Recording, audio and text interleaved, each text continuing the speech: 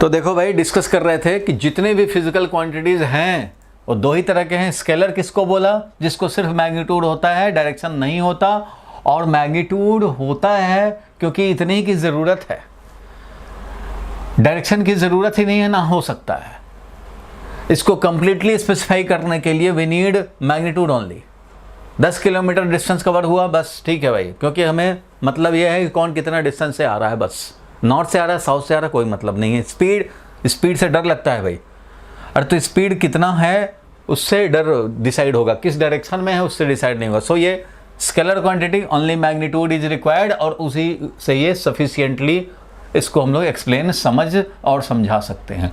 Vectors को तीन चीज चाहिए, मैग्नीट्यूड, डायरेक्शन एंड बिहेवियर भी चाहिए। मीन्स वेक्टर हो तो वेक्टर वाला काम भी करो। वेक्टर वाला काम क्या होता है, चलो उसको थोड़ा सा समझते हैं। आप बताओ, हम लोग पढ़ते हैं मैथ्स में अलजबरा, आपने भी 9th क्लास में, 10th क्लास में, 6th क्लास से शुरू कर दिया अलजबरा। कितने तरह के अलजबरा होते हैं भाई? 3 तरह के अलजबरा होते हैं।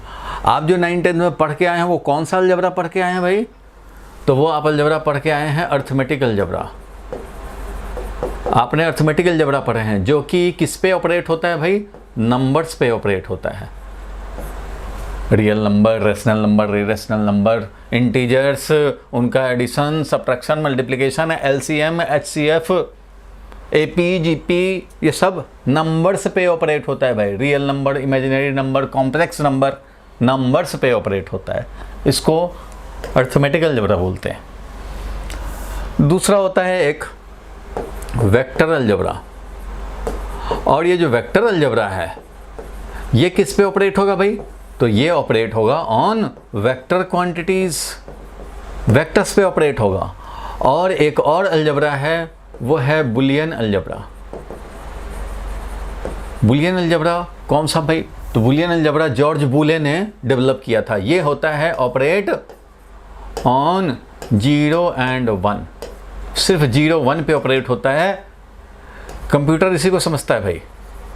कंप्यूटर में जो प्रोग्राम्स होते हैं सब 0 1 पे ऑपरेट होते हैं। बाइनरी डिजिट्स इनको बोलते हैं, बाइनरी डिजिट 0 एंड 1, यही दो समझता है और कुछ नहीं समझता। कंप्यूटर यही समझता है भाई। तो बुलियन अलजबरा 0 1 पे ऑपरेट होता है, बाइनरी डिजिट्स पे ऑपरेट होता है। अर्थमेटिक अलजबरा ये डेसिमल नंबर सिस्टम पे काम करता है भाई। डेसिमल नंबर सिस्टम पे काम करता है, मीन्स 0 से लेकर के 9 तक, 0 1 2 3 4 5 6 7 8 9, यही डिजिट्स होते हैं। इसी में सारा खेल होता है, सब इसी में होता है। Decimal number system, 10 digits system.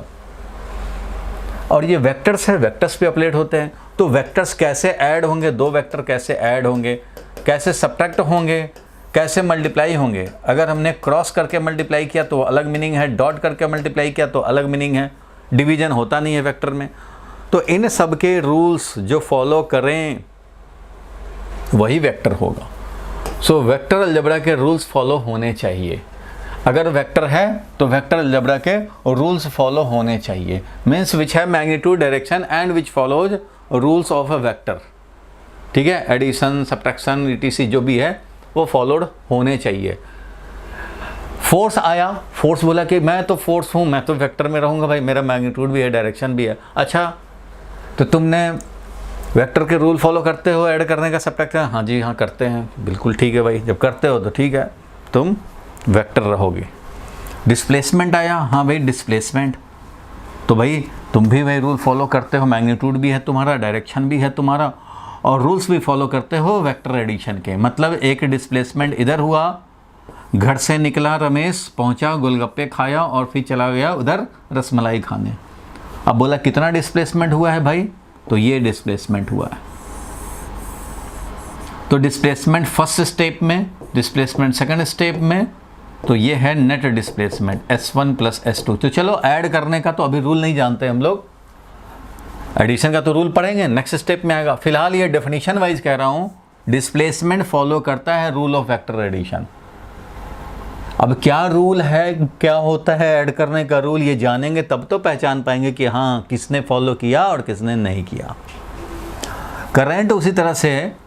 Current के बारे में, तो करंट भाई देखो, किसी रेसिस्टेंस, मान लो 2 ओम का रेसिस्टेंस है, हमने एक सेल लगाया और ये 10 वोल्ट का सेल लगाया तो इधर करंट आया। करंट कितना आया भाई? तो 10 volt divided by 2 ohm, that is 5 ampere का करंट आया। ठीक है भाई, 5 एम्पियर का करंट ऐसे चलेगा एक्सक्यूज मी, पॉजिटिव टर्मिनल से निकला और इधर निगेटिव टर्मिनल में आ जाएगा। अगर मैं करंट की बात करूं, ये ए पॉइंट है भाई, ये बी पॉइंट है अगर, तो करंट इन द रेसिस्टेंस है, करंट का एक मैग्नीट्यूड है। कितना मैग्नीट्यूड है भाई करंट का? यहाँ पे कितना मैग्नीट्यूड है करंट का? कितना वैल्यू है करंट का यहाँ पे? तो ये करंट है 5 एम्पियर। कितना है करंट? करंट का मैग्नीट्यूड कितना है? 5 एम्पियर। चलो भाई, करंट का डायरेक्शन किधर है? डायरेक्शन है ए टू बी, डायरेक्शन है ए टू बी, ए से बी की तरफ जा रहा है। देखो ऐसे जा रहा है current, A to B direction है। तो भाई करंट ने भी बोला मुझे भी मैग्नीट्यूड है, मुझे भी डायरेक्शन है, मुझे भी वेक्टर होना चाहिए, मुझे भी। तो भाई मैग्नीट्यूड तो है उसके पास, डायरेक्शन भी है, बट वो रूल्स को फॉलो नहीं करता, इसलिए करंट वेक्टर नहीं है। ये रूल को फॉलो नहीं करता, मीन्स करंट I1 और करंट I2 को ऐड करना हो तो रूल्स ऑफ वेक्टर एडिशन नहीं लगता, स्केलर वाला रूल की तरह काम करता है। इसलिए करंट को मैग्नीट्यूड भी है, डायरेक्शन भी, फिर भी इसको स्केलर कैटेगरी में रखते हैं, स्केलर, क्योंकि स्केलर की तरह बिहेवियर दिखाता है। इसको ऐड करने का तरीका स्केलर वाला है। तो अब आपके माइंड में चल रहा होगा कैसे समझें कि ये वेक्टर के रूल को फॉलो नहीं कर रहा। अरे भाई, तो पहले वेक्टर एडिशन के रूल को जानो, तब तो चेक करोगे, जज कर पाओगे कि ये फॉलो कर रहा है कि नहीं कर रहा। अभी तो इन्फॉर्मेशन ही तुम्हें दे सकते हैं कि करंट फॉलो नहीं करता रूल्स ऑफ वेक्टर एडिशन, इसलिए ये वेक्टर नहीं है, does not follow rules of vector. अब वेक्टर के जो रूल हैं, चाहे एडिशन के सब्ट्रैक्शन, कोई फॉलो नहीं करता ये, इसलिए करंट स्केलर है, although it has magnitude, direction, but it is scalar. ठीक है, तो मैग्नीट्यूड और डायरेक्शन दोनों रहना ही चाहिए और साथ में बिहेवियर भी रहना चाहिए। वैसे हम लोग बिहेवियर दिखता तो नहीं है, वो तो जब हम लोग यूज़ करेंगे तो पता लगेगा अच्छा रूल फॉलो हो रहा है नहीं हो रहा है। लेकिन ज़्यादातर बुक में 9th 10th में आपको मिल जाएगा मैग्नीट्यूड डायरेक्शन होते हैं, वो हो गया। लेकिन 11th के लेवल पे जब आप आ जाते हैं तो आपसे कोई पूछे कि वेक्टर किसको बोलते हैं, वेक्टर में क्या क्या होना चाहिए, तो भाई वेक्टर उन क्वांटिटीज़ को ही बोलेंगे जिनको मैग्नीट्यूड और डायरेक्शन तो है ही, साथ में जो फॉलो करे rules of vector addition, behaviour भी दिखाए उस हिसाब का, तब वो वेक्टर कहा जाएगा, अदरवाइज वो नहीं वेक्टर के कैटेगरी में आएगा। समझ में आ गई बात? इसलिए यहाँ पे ये बात तो तुम लिख ही लिए, और नीचे एक करंट के लिए हम लोग लिख लेंगे नोट का पॉइंट, ये आप पहले नोट कर लो भाई, या स्क्रीनशॉट ले लो। Physical quantities 2 type, scalars and vectors. Vectors किसको बोला भाई? जिसको मैग्नीट्यूड डायरेक्शन के साथ बिहेवियर भी रहे, वेक्टर वाला। और मैंने बताया कि अलजेब्रा भाई 3 हैं, अभी आपको पढ़ने हैं वेक्टर अलजेब्रा के rules, how to add 2 vector, how to subtract and how to multiply 2 vectors. तो ये पढ़ने हैं, पढ़ेंगे भाई, कोई बात नहीं है।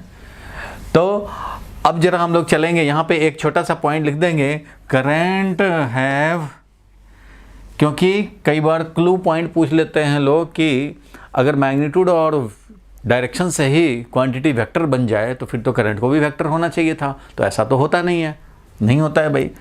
तो ये वाला हाईलाइट करके पूछ लिया जाता है कि करंट वाला केस, तो ये याद रखना है आपको, करंट इज स्केलर, लिख लो, although it has magnitude comma direction and direction, but it does not follow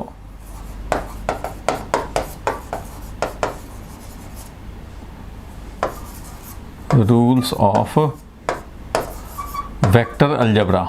vector algebra बोल सकते हैं, वेक्टर अलजेब्रा के रूल्स को फॉलो नहीं करता, या वेक्टर एडिशन के रूल को फॉलो नहीं करता, इसलिए ये वेक्टर नहीं है।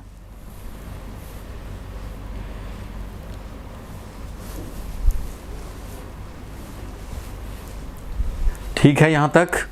तो वेक्टर होने के लिए तीन करेक्टर होना चाहिए, मैग्नीट्यूड भी, डायरेक्शन भी होना चाहिए, और जो फॉलो करे रूल्स ऑफ वेक्टर एडिशन, ये भी होना चाहिए।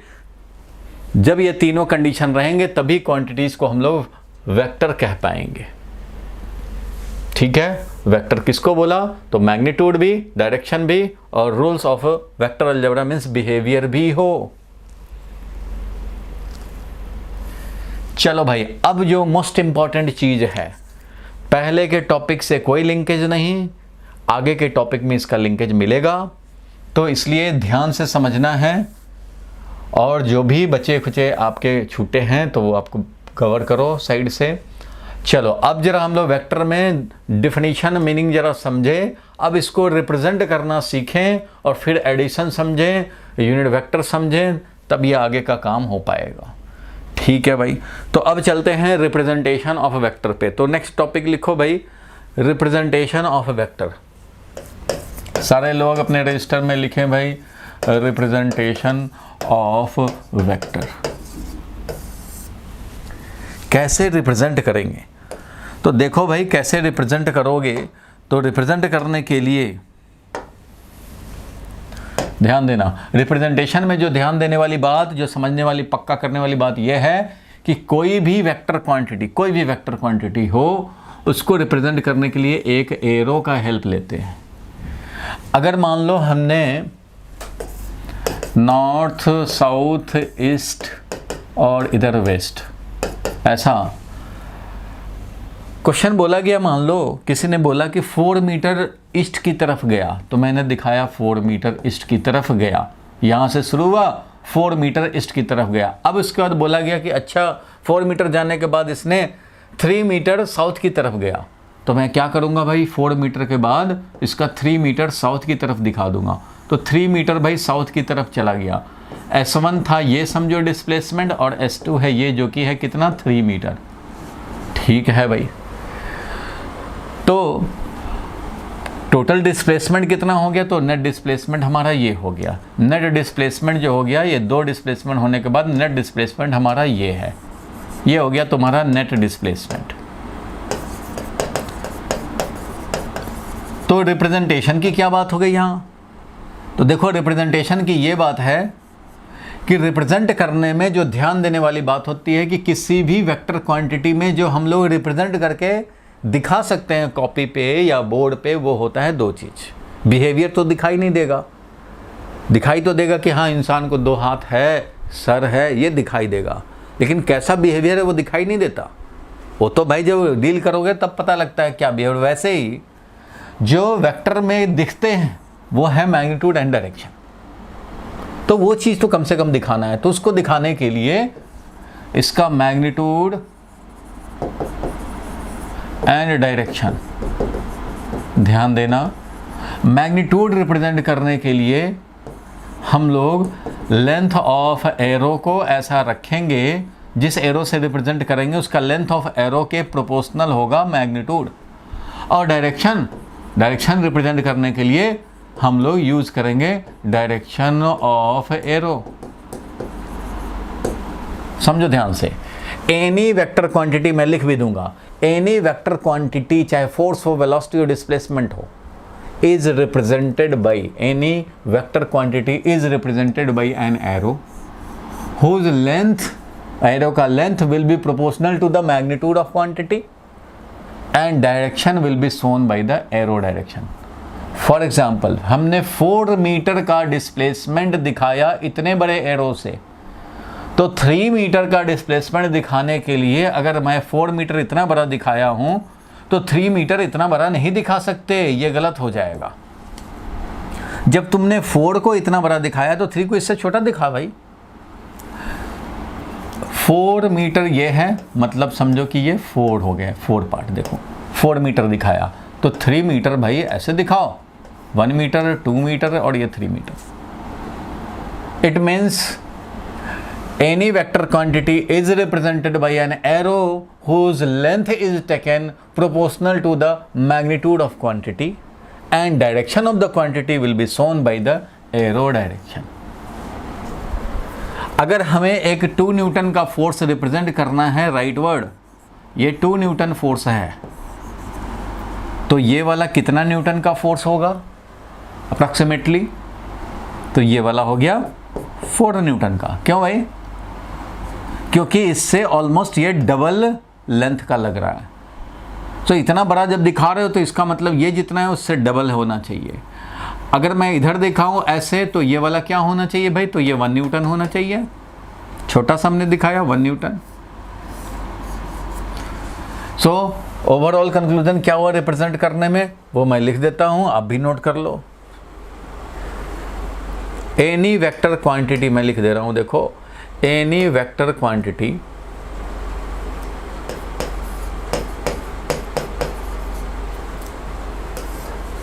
आप एरो दिखा लो। Any vector quantity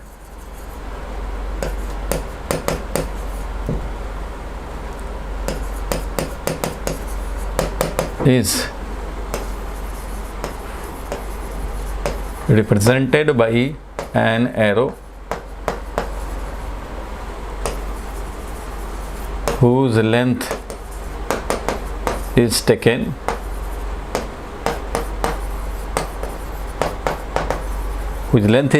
proportional to the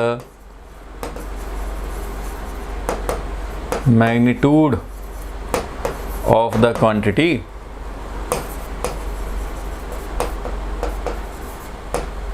and direction of the quantity is shown by, फटाफट लिख लो, is shown by the arrow direction। लिखते चलेंगे साथ साथ, मैक्सिमम चीज लिखा जाए तो अच्छा रहेगा। रिप्रेजेंटेशन ऑफ वेक्टर में यही ध्यान रखना है कि किसी भी vector quantity, any vector quantity is represented by an arrow whose length is taken proportional to the magnitude of the quantity and direction of the quantity is shown by arrow direction। जो arrow से दिखा रहे हो उसके direction से। अगर ये velocity हमारा 5 मीटर पर सेकेंड है, मान लो v1 वेलोसिटी, तो ये वेलोसिटी हो जाएगा कितना भाई? तो 2 मीटर पर सेकंड हो जाएगा। इसको मान लो बोल दिया हमने v2 वेलोसिटी। क्यों भाई? उसके लेंथ से हमने कम लेंथ रखा है, प्रोपोर्शनली रखा है। और अगर इसके बिल्कुल ही हाफ रखेंगे लेंथ तो समझेंगे कि 2.5 मीटर पर सेकंड हो गया ये वेलोसिटी। ऐसे दिखा सकते हैं। जब एक वेक्टर को, वेलोसिटी वेक्टर को तुमने इतने बड़े से दिखाया जो कि 5 वैल्यू का था, तो इसका हाफ वैल्यू से हम लोग इसके हाफ लेंथ से दिखाएंगे 2.5 मीटर पर सेकेंड वाला, और ये वाला हो गया 2 मीटर पर सेकेंड का। तो इस तरह से हम लोग किसी एक गिवन कॉन्टेक्स्ट में प्रोपोर्शनल रखते हैं। ये 3 मीटर नहीं हो पाएगा, ये 4 मीटर है, तो ये 4 मीटर है तो ये 3 मीटर हो जाएगा। तो इस तरह से हम लोग रिप्रेजेंट करते हैं। रिप्रेजेंटेशन में अभी के लिए तो इतना ही समझना है, बाकी आगे हम लोग पढ़ेंगे कि मैग्नीट्यूड तो वैल्यू से दिखाते हैं हम लोग। मैग्नीट्यूड तो कोई भी रियल नंबर से दिखा दो भाई, 2 वैल्यू का है, 3 वैल्यू का है, 4 वैल्यू का है, रियल नंबर से दिखा देते हैं। कोई भी रियल नंबर हम लोग यूज़ कर सकते हैं भाई। अगर मैग्नीट्यूड 5 है तो 5 लिखेंगे, 6 है तो 6 लिखेंगे। इस तरह से रियल नंबर से मैग्नीट्यूड इंडिकेट करते हैं और डायरेक्शन इंडिकेट करते हैं भाई। डायरेक्शन हम लोग इंडिकेट करते हैं भाई कैसे? तो एरो का डायरेक्शन जब प्लॉट करके दिखाना हो तब ना एरो का डायरेक्शन दिखाओगे। बस खाली लैंग्वेज लिखना हो, मैथ का इक्वेशन लिखना हो, तो इक्वेशन में कैसे दिखाएंगे डायरेक्शन? तो उसके लिए है बाय यूनिट वेक्टर, जो आगे आप समझेंगे। डायरेक्शन हम लोग दिखाने के लिए यूनिट वेक्टर का कॉन्सेप्ट यूज़ करते हैं। और मैग्नीट्यूड के लिए तो कोई भी रियल नंबर से बता देंगे कि कितना मैग्नीट्यूड है, बट डायरेक्शन के लिए हम लोग यूनिट वेक्टर का यूज़ करेंगे, मैग्नीट्यूड एंड डायरेक्शन। अगर डायग्राम दिखाना हो तो एरो से दिखा देंगे, मैग्नीट्यूड भी, डायरेक्शन भी।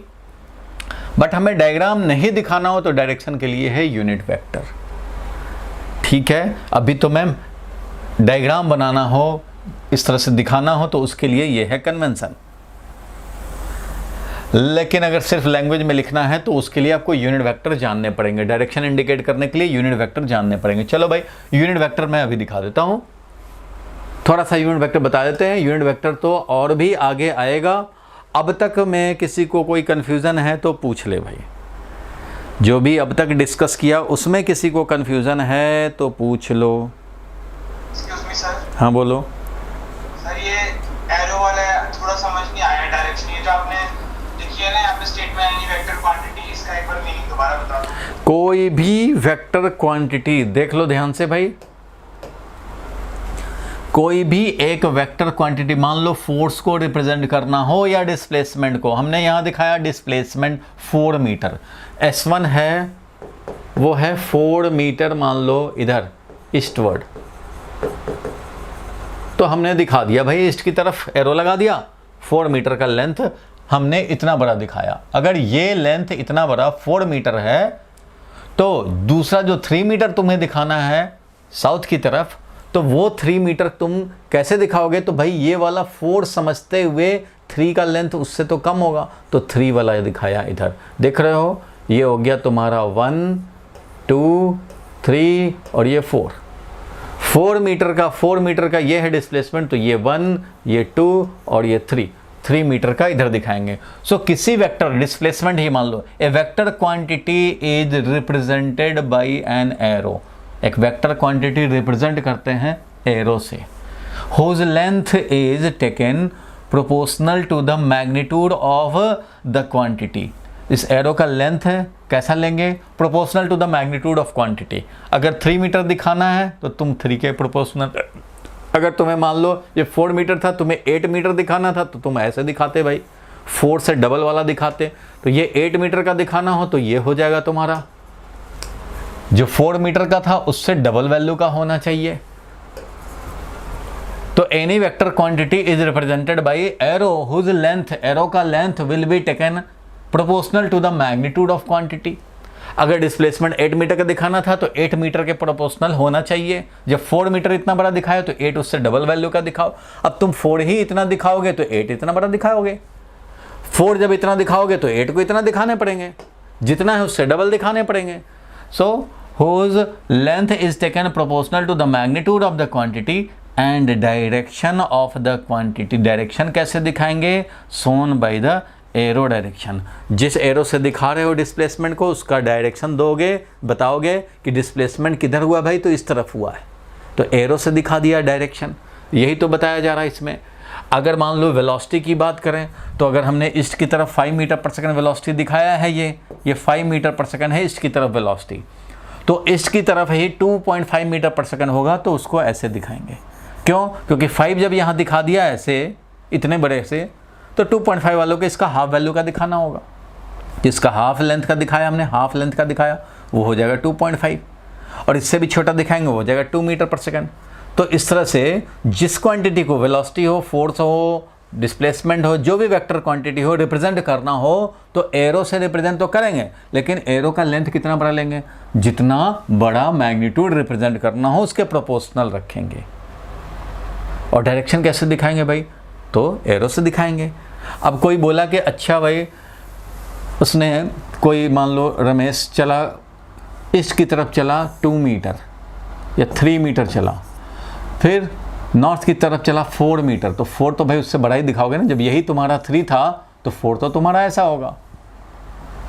और नेट डिस्प्लेसमेंट क्या हो गया भाई? तो ये हो गया डिस्प्लेसमेंट। अब ये कितना होगा तो ये निकालना अलग चीज़ है फिलहाल, लेकिन हम लोगों ने एक डिस्प्लेसमेंट जो गोलगप्पा खाने के पहले था वो था 3 मीटर ईस्ट की तरफ, फिर था 4 मीटर नॉर्थ की तरफ, तो भाई 4 मीटर नॉर्थ की तरफ ऐसे दिखाएंगे। तो दोनों दिखा तो दिया कम से कम हमने। और ये ध्यान रखते हैं कि जितना बड़ा क्वांटिटी 3 मीटर का डिस्प्लेसमेंट दिखाना है तो भाई उसके हिसाब से हमने रखा 3, तो इससे बड़ा वैल्यू रखने पड़ेंगे क्योंकि तुम्हें 4 मीटर का डिस्प्लेसमेंट दिखाना है। अगर मान लो किसी ने 2 बंदे हैं रमेश और सुरेश, इसने 5 स्टार को थ्रो किया 10 मीटर पर सेकंड से अपवर्ड, और सुरेश ने भी थ्रो किया लेकिन वो 20 मीटर पर सेकंड से, तो उसको ऐसे दिखाना कि भाई इसका तो 20 मीटर पर सेकंड का वेलोसिटी था इस डायरेक्शन में वर्टिकली अपवर्ड, तो ये 20 है, ये वाला 10 है, तो भाई इसका हाफ लेंथ रखेंगे इसके हिसाब से।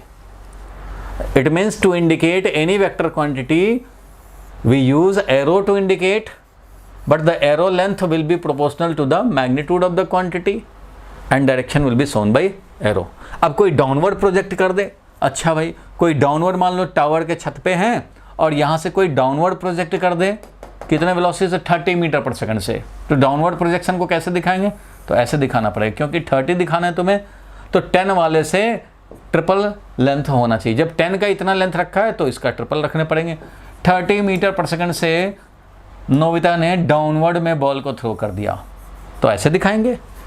सो एक कॉन्टेक्स्ट में एक ही कन्वेंशन फॉलो करेंगे। अगर तुमने 20 को इतने बड़े से दिखा दिया है तो अब यहीं पे 10 को इतना बड़ा नहीं दिखा सकते, 10 को इससे हाफ ही लेंथ दिखाना होगा। 30 को भी इतना बड़ा नहीं दिखा सकते, 30 को भी उसी के प्रोपोर्शनली ज़्यादा लेंथ से दिखाने पड़ेंगे। समझ में आया भाई? यही यहाँ पे लिखा हुआ है, any vector quantity is represented by an arrow, arrow से रिप्रेजेंट करेंगे, whose length will be taken proportional to the magnitude of the quantity and direction of the quantity will be shown by arrow direction. बोलो भाई, clear हुआ?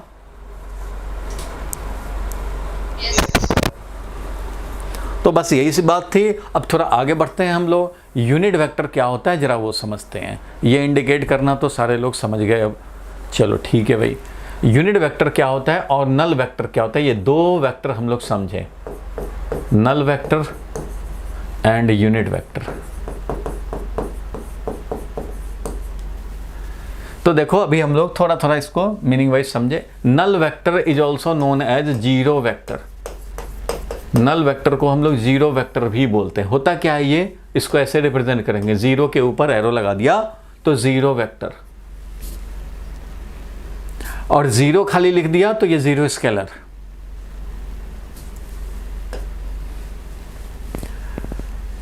और unit vector क्या होता है, इसका वैल्यू 1 होता है, 1 वैल्यू वाला वेक्टर। चलो नल वेक्टर लिखो, एनी वेक्टर, जीरो वेक्टर और null vector is any vector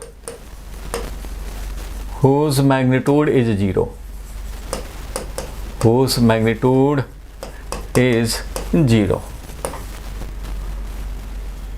और यूनिट वेक्टर क्या होता है भाई, तो unit vector is any vector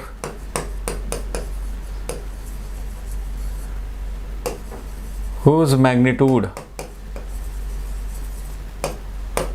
is 1, unity magnitude वाला, 1 मैग्नीट्यूड वाला ये वेक्टर है।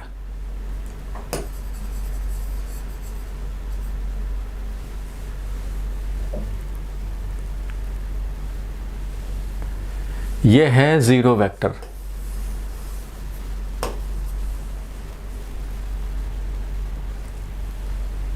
आपको अभी पूरा समझ में नहीं आया होगा, कोई बात नहीं है भाई, कोई बात नहीं है। देखो क्या समझेंगे, अब थोड़ा सा मैं समझाता हूँ, थोड़ा सा कोशिश करता हूँ, क्योंकि अभी बहुत सारी चीज़ अभी आप वेक्टर का आगे का पढ़े नहीं है, इसलिए अभी एलिमेंट्री लेवल पे ही बताए जा सकते हैं। सो नल वेक्टर क्या होता है कि जब भी हम लोग मान लो एक डिस्प्लेसमेंट हम लोग निकालने चलें जो कि दो डिस्प्लेसमेंट से बना है, S1 प्लस S2 करेंगे। मतलब एक रमेश जो पढ़ते पढ़ते अपने चेयर से उठा, किचन में गया, ये डिस्प्लेसमेंट करके S1 पानी पिया, और पानी पीने के बाद फिर वापस आ गया और चेयर पे बैठ के फिर पढ़ाई करने लग गया, इसको बोला S2 डिस्प्लेसमेंट। पानी पीने के पहले का डिस्प्लेसमेंट ग्रीन कलर से दिखाया, ये वाला जो कि गया 5 मीटर मान लो, या 50 मीटर गया नॉर्थ की तरफ मान लो, और ये हुआ 50 मीटर साउथ की तरफ गया। पानी पीने के पहले ग्रीन से और पानी पीने के बाद वाइट से दिखाया। ठीक है भाई, अब बताओ कि नेट डिस्प्लेसमेंट कितना हुआ, मीन्स पूरे मोशन के लिए गए, उठे, पानी पीने गए, वापस आए, इस पूरे मोशन के लिए नेट डिस्प्लेसमेंट क्या हुआ। तो नेट डिस्प्लेसमेंट होगा फर्स्ट वाला डिस्प्लेसमेंट और प्लस सेकंड वाला डिस्प्लेसमेंट, तो ये मिल करके कितना होगा भाई, तो जीरो वेक्टर होगा, नल वेक्टर। क्योंकि डिस्प्लेसमेंट एक वेक्टर क्वांटिटी है, वो वेक्टर ही रहेगा। दो वेक्टर को ऐड करोगे तो अगर तुमने इसको 0 लिख दिया ऐसे, तो समझने वाला समझ तो जाएगा तुम क्या कह रहे हो, बट ये मैथमेटिकली रॉन्ग हो जाएगा कि दो वेक्टर जब ऐड होते हैं ना तो एक वेक्टर ही प्रोड्यूस होता है। एक वेक्टर, तुम खुद सोचो कि दो वेक्टर ऐड किया हम लोगों ने, वो स्केलर कैसे बन जाएगा? दो वेक्टर ऐड करेंगे तो एक वेक्टर ही आएगा। जैसे दो टाइम, मान लो दो मास हमने ऐड किया 2 kg 3 kg, तो 5 kg ही तो बनेगा, ये 5 सेकंड थोड़ी हो जाएगा। अपना कास्ट नहीं बदल देगा, अपना टाइप नहीं बदल देगा। सो एक वेक्टर को दूसरे वेक्टर से ऐड किए तो result will be a vector quantity, भले ही उसका मैग्नीट्यूड 0 हो जाए, क्योंकि ये 50 मीटर नॉर्थ था, S1 50 मीटर नॉर्थ था और दूसरा वेक्टर 50 मीटर साउथ था। जब इन दोनों को ऐड करेंगे तो we will get 0 vector. 0 magnitude हो गया, इधर गए, नेट डिस्प्लेसमेंट इज 0, बट वो है तो वेक्टर, इसलिए उसको 0 वेक्टर बोलेंगे। स्केलर अगर 0 लिख दिया ना तो ये ब्लंडर हो जाएगा, मतलब तुमने टाइप ही बदल दिया। दो वेक्टर को ऐड करने से हमेशा एक वेक्टर प्रोड्यूस होता है, इसलिए वेक्टर लिखो भाई, इसलिए इसको नल वेक्टर नाम दिया गया। ऐसा वेक्टर जिसका मैग्नीट्यूड क्या हो, 0 हो, उसको बोला हम लोगों ने नल वेक्टर और 0 वेक्टर। ठीक है, ऐसे दिखाते हैं हम लोग, ये समझ गए एग्जाम्पल से। 0 vector is any vector, vector है। 0 वेक्टर भी एक वेक्टर है। वेक्टर है मतलब उसका मैग्नीट्यूड होगा, डायरेक्शन होगा। मैग्नीट्यूड भले ही 0 हो गया बट डायरेक्शन है, और डायरेक्शन दिखेगा नहीं तुम्हें, डायरेक्शन लेकिन है, क्योंकि इसका टाइप ही है ऐसा। ये जो वेक्टर है भाई, तो मैग्नीट्यूड डायरेक्शन दोनों तो होना ही होना है, बिल्कुल होना है। तो दो वेक्टर ऐड करने पे अगर हमें 0 रिजल्ट, 0 मैग्नीट्यूड वाला वेक्टर मिले तो वो 0 वेक्टर से रिप्रेजेंट किया जाएगा, इसलिए हम लोग ये 0 वेक्टर बोलते हैं। ये वाला 0 स्केलर है, ये दोनों अलग अलग है। ये 0 स्केलर है and 0 vector is never equal to 0 scalar. ठीक है, इसलिए ध्यान रखना पड़ेगा कि जब लेफ्ट हैंड साइड पे वेक्टर हो तो राइट हैंड साइड भी वेक्टर हो। ठीक है भाई, ये समझे। सिमिलरली देखो, यूनिट वेक्टर कोई भी वेक्टर है जिसका 1 वैल्यू है। मान लो हमने ये दिखाया ए वेक्टर जिसका मैग्नीट्यूड है मान लो 1 2 3 4 वैल्यू का है। देखो 1 वैल्यू 2 वैल्यू 3 वैल्यू, मान लो 4 वैल्यू का है। ये मान लो 4 मीटर है नॉर्थवर्ड। ध्यान देना, नॉर्थ की तरफ ए वेक्टर है या कोई फोर्स वेक्टर है या डिस्प्लेसमेंट वेक्टर है, 4 मीटर का है। डिस्प्लेसमेंट ही जब मीटर में लिख दिया, 4 मीटर डिस्प्लेसमेंट है, ये वाला वेक्टर इंडिकेट कर रहे हैं। तो इसको अगर मैं 4 से डिवाइड कर दूं तो ये 1 मीटर का मिल जाएगा हमें। इसका 4 से हम लोग डिवाइड कर दें, मीन्स इसका 1/4 ले लें, तो ये वाला मिल जाएगा तुम्हें unit vector in the direction of a vector. जब ए वेक्टर जिसका मैग्नीट्यूड 4 था उसमें 4 से ही डिवाइड कर दें, जितना 4 था भाई, 4 मीटर नॉर्थ की तरफ, 4 से जब डिवाइड कर देंगे तो 1 मीटर वाला हो जाएगा, 1 वैल्यू का हो जाएगा। तो इसको बोलेंगे unit vector in the direction of a vector. Unit vector अगर तुम्हें निकालना है किसी डायरेक्शन में, ए के डायरेक्शन में यूनिट वेक्टर निकालना है और ये वाला ए वेक्टर है, ध्यान देना, तो ए वेक्टर जितना मैग्नीट्यूड का है उसी से डिवाइड कर दो तो तुम्हें यूनिट वेक्टर मिल जाएगा। देखो ए वेक्टर के मैग्नीट्यूड को मॉड से रिप्रेजेंट करते हैं। अगर मैंने ये ए पे ऐसे मॉड लगा दिया, दोनों तरफ ऐसे मॉड लगा दिया, तो इसका मतलब क्या होता है? इसका मतलब होता है मैग्नीट्यूड ऑफ वेक्टर ए। इसका मतलब ये हुआ।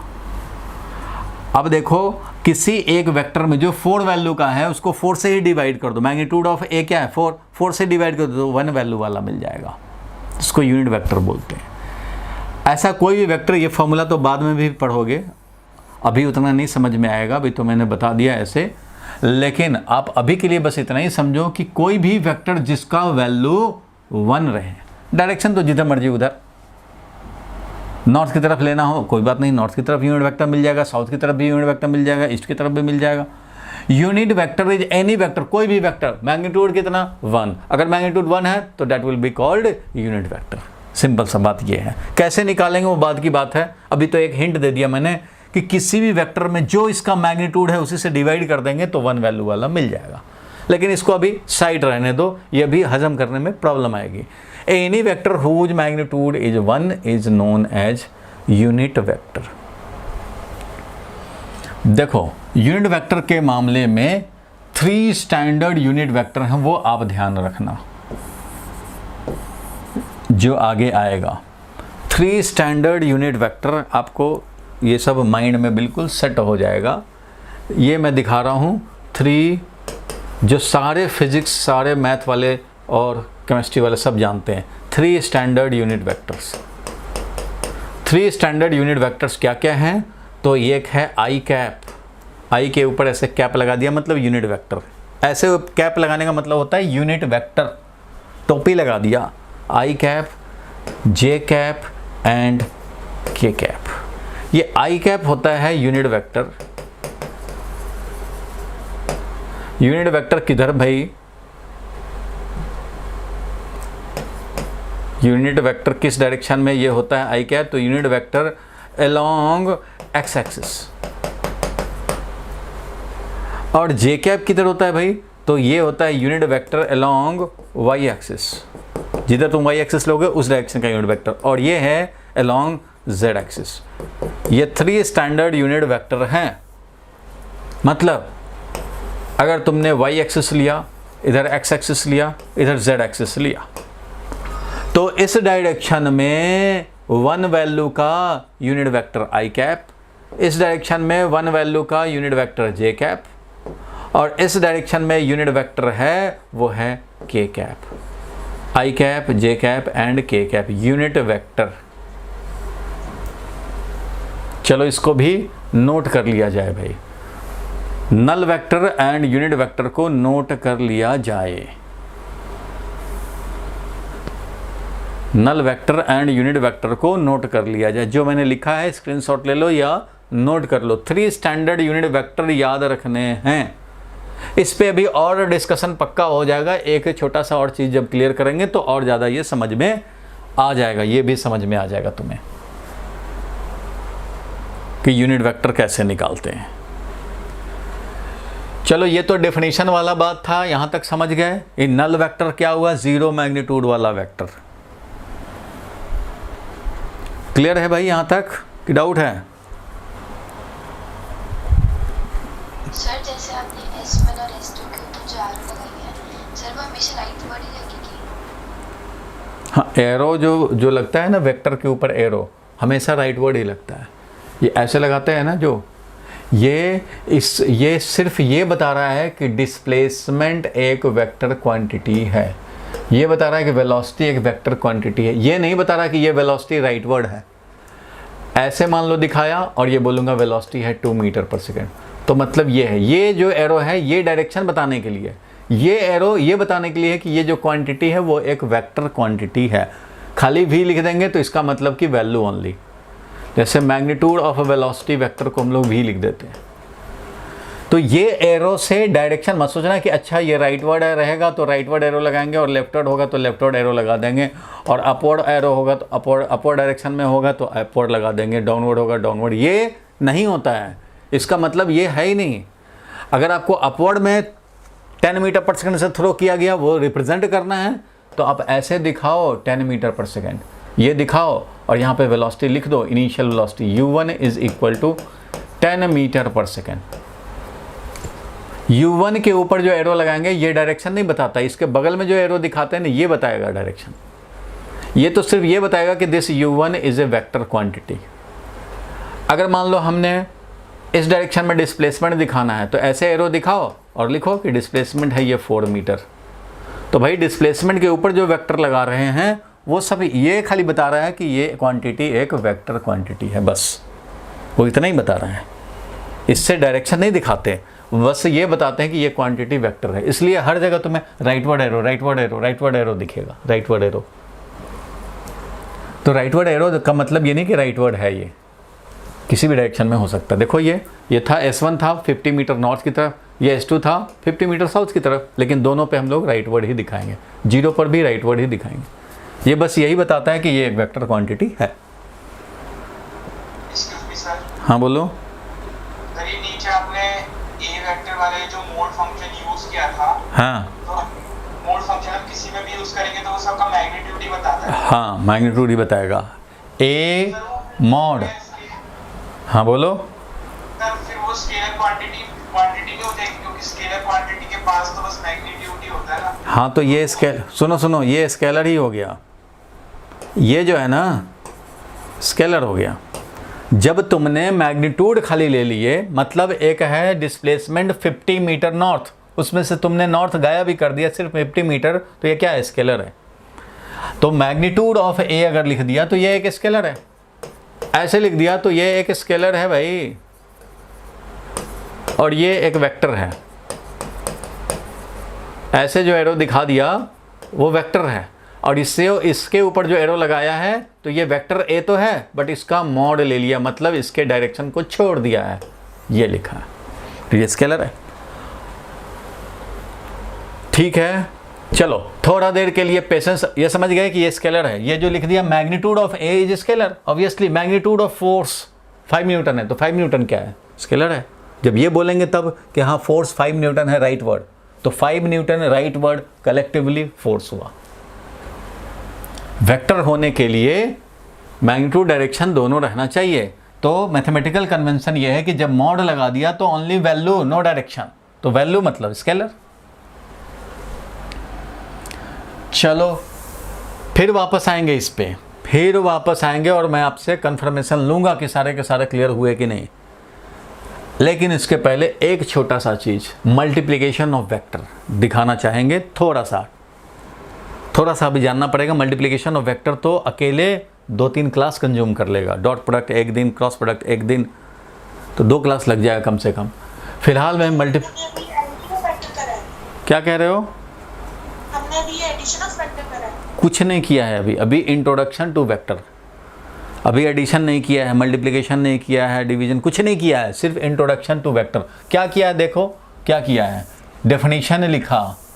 अभी तक क्या किया हम लोगों ने? डेफिनेशन क्या था भाई? तो मैग्नीट्यूड होना चाहिए, डायरेक्शन भी होना चाहिए, और क्या होना चाहिए? तो बिहेवियर भी होना चाहिए, उसको हम लोग बोलते हैं। फिर हम लोग देखना शुरू किए रिप्रेजेंट करना, कि रिप्रेजेंट कैसे करते हैं। तो रिप्रेजेंट करने में भाई एरो का ध्यान रखना है, लेंथ ऐसा रखो जो मैग्नीट्यूड ऑफ द क्वांटिटी को प्रोपोर्शनल रखे, और एरो से डायरेक्शन दिखाते हैं। ये सिर्फ इंट्रोडक्टरी बात हो रही है, बता रहे हैं कि रिप्रेजेंट कैसे करते हैं। रिप्रेजेंट करने वाला 5 मिनट का टॉपिक ही होता है, ये 5-10 मिनट में तो समझ गए कैसे रिप्रेजेंट करते हैं।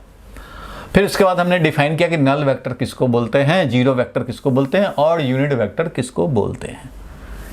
इस पॉइंट को हजम कराने के लिए मैं मल्टीप्लिकेशन ऑफ ए वेक्टर का 5% डिस्कस करना चाहता हूँ, वो भी डिस्कस करना पड़ेगा, तो ये वाला पॉइंट हजम हो जाएगा। मल्टीप्लिकेशन टॉपिक जो है डिटेल में बाद में आएगा जब टॉपिक आएगा।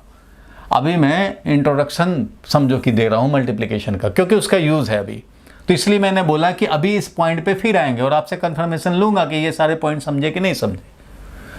लेकिन ये समझने में आपको हेल्प करेगा छोटा सा टॉपिक, इंट्रोडक्टरी बात, मल्टीप्लिकेशन ऑफ ए वेक्टर लिखो। ऐसा नहीं कि ये टॉपिक लिख दिया या ऐसे लिख दिया तो मतलब सारा मैं मल्टीप्लिकेशन कराने जा रहा हूँ, ऐसा नहीं है। 5% कराने जा रहा हूँ। मल्टीप्लिकेशन ऑफ ए वेक्टर, मान लो वेक्टर ए है, इसका मल्टीप्लिकेशन करना हो। अभी समझो, introduction to multiplication. Vector A को मल्टीप्लाई करना है तो इसके 2 ऑप्शन हैं। क्या भाई? तो multiply vector A with a scalar, एक स्केलर से मल्टीप्लाई कर दो। दूसरा है कि मल्टीप्लाई करो एक वेक्टर से, multiply vector A with another vector, एक दूसरे वेक्टर बी से मल्टीप्लाई कर दो। किसी ए वेक्टर को हमें मल्टीप्लाई करना था तो we have 2 option. Multiply vector A जिसको मल्टीप्लाई करना चाहते हो विद ए स्केलर, मान लो के से मल्टीप्लाई करना चाहते हो। स्केलर मतलब क्या? 2 3 4 5 -1 0 2 5 कुछ भी स्केलर है, और ए एक वेक्टर है। तो देखो क्या होता है, इस बात को बताऊंगा। Multiplication of A with B के दो ऑप्शन है, मतलब एक वेक्टर को वेक्टर बी से मल्टीप्लाई करना चाहते हो तो वी हैव टू ऑप्शन। दो तरह से हम लोग मल्टीप्लाई कर सकते हैं। वेक्टर ए को वेक्टर बी के साथ अगर डॉट से मल्टीप्लाई किया तो इसको बोलते हैं dot product between two vector, और ये है एक क्लास का टॉपिक, बहुत ज़्यादा इम्पॉर्टेंट है ये, ठीक है। डॉट प्रोडक्ट आगे आप पढ़ोगे, डॉट प्रोडक्ट पे formula work is equal to force dot displacement का इंटीग्रेशन, तो यहाँ डॉट प्रोडक्ट काम आएगा, आगे चैप्टर 6 में आएगा। एक और होता है दो वेक्टर ए और बी में जो मल्टीप्लिकेशन करना है उसको क्रॉस से करें, तो this is known as cross product. तो क्रॉस प्रोडक्ट आएगा तो ये भी अलग से कम एक क्लास लगाएगा। और ये क्रॉस प्रोडक्ट का भी एग्जांपल मैं बता सकता हूँ तुम्हें। टॉर्क जो तुम्हें 11th में ही पढ़ना है, आर क्रॉस एफ बहुत सारे, और 12th में बहुत ज़्यादा इसका फॉर्मूला बनता है क्रॉस प्रोडक्ट पे। ये अलग से 1 क्लास होगा, वेक्टर का 5th क्लास, ये है वेक्टर का 4th क्लास समझो। और अभी ये सब तो 1.5 घंटे का टॉपिक है, ये तो अभी समझो कि 15 मिनट का टॉपिक है, तो इसको मैं पहले फिनिश करना चाह रहा हूँ और इससे आप समझ जाएंगे। देखो किसी एक वेक्टर को मैं मल्टीप्लाई करना चाहता हूँ एक स्केलर से, समझो स्केलर कुछ भी हो सकता है, कोई भी रियल नंबर, वेक्टर नहीं है। तो इधर का तो बात ही अलग है, बाद की बात है।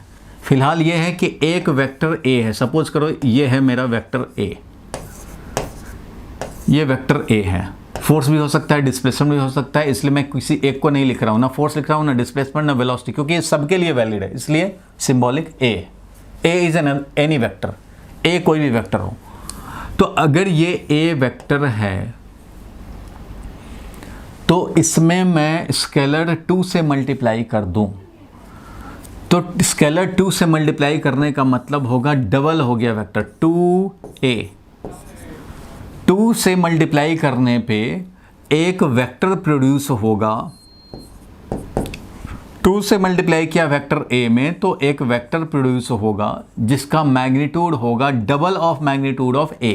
मतलब इसका मैग्नीट्यूड अगर 4 है तो इसका मैग्नीट्यूड 8 हो जाएगा। इससे डबल वैल्यू का रखना है भाई, तो ये 2a हो जाएगा, 2a वेक्टर बोला, ये 8 वैल्यू का हो गया, ये 4 वैल्यू का था तो ये 8 वैल्यू का हो गया। ठीक है भाई, अगर मैं इसको इस वेक्टर a को 3 से मल्टीप्लाई कर दूं तो क्या हो जाएगा भाई, तो 4 है, इसको 3 से मल्टीप्लाई कर देंगे तो डायरेक्शन तो यही रहेगा, लेकिन ये 3 टाइम्स इसका मैग्नीट्यूड हो जाएगा, मीन्स 12 हो जाएगा, 12 हो जाएगा मेरे भाई। ध्यान देना, ये समझो इस तरह से 4a और 4a, तो ये हो जाएगा 12 वैल्यू का। और ये मान लो हमने d वेक्टर प्रोड्यूस किया जो कि 3 टाइम्स वेक्टर a में मल्टीप्लाई किया है, तब जाके हमें मिला है। तो वेक्टर d एक मिला हमें जो कि हमने 3 टाइम्स वेक्टर a में मल्टीप्लाई करने से, तो वेक्टर a में स्केलर 3 से मल्टीप्लाई करने से जो भी वेक्टर a का डायरेक्शन था वो तो वही रहा डायरेक्शन, बट ये बन गया तुम्हारा ट्रिपल मैग्नीट्यूड का, और ये वेक्टर बन गया 2a, ये वेक्टर है a तो ये 3a हो गया। ठीक है भाई, तो इसमें अगर मैं -1 से मल्टीप्लाई कर दूँ, ध्यान देना, इस a वेक्टर में अगर मैं -1 से मल्टीप्लाई कर दूँ तो वेक्टर का डायरेक्शन रिवर्स हो जाएगा, मैग्नीट्यूड विल रिमेन सेम, जितना बड़ा ये मैग्नीट्यूड है उतना ही ये रहेगा। इसको बोलूँगा मैं -1 इंटू a, ये मान लो कुछ अनदर वेक्टर बन गया e vector, -1 into a scalar से मल्टीप्लाई किया, या इसको सिंपली बोल सकते हैं -a मतलब कि हम लोगों ने मल्टीप्लाई किया है -1 से, तो -a वेक्टर हमारा ये मिल गया। -a वेक्टर क्या होगा भाई, तो जो a वेक्टर है उतना ही वैल्यू का डायरेक्शन रिवर्स हो गया, ये वाला था a वेक्टर, ये हो गया -a वेक्टर। ठीक है भाई, अगर मैं बोलूँ कि -12 से मल्टीप्लाई करूँ तो क्या होगा भाई, तो क्या हो जाएगा, -12 से मल्टीप्लाई किया, इसका मतलब हो गया निगेटिव जैसे ही आया तो समझ लेना है कि डायरेक्शन रिवर्स कर देने हैं, उल्टा कर देना है, बिल्कुल अपोजिट कर देने हैं। तो ये राइटवर्ड था, ए वेक्टर हमारा राइटवर्ड था, तो ये लेफ्टवर्ड हो जाएगा, लेकिन कितना वैल्यू का, तो हाफ वैल्यू का, तो जितना है उससे हाफ वैल्यू का दिखाएंगे। तो ये हो जाएगा -a/2 वेक्टर, यानी कि माइनस ऑफ हाफ से मल्टीप्लाई हुआ है, -a/2 वेक्टर। ये कोई भी वेक्टर, मान लो ये f वेक्टर बन गया, मतलब माइनस हाफ से मल्टीप्लाई किया तो ये f वेक्टर बन गया।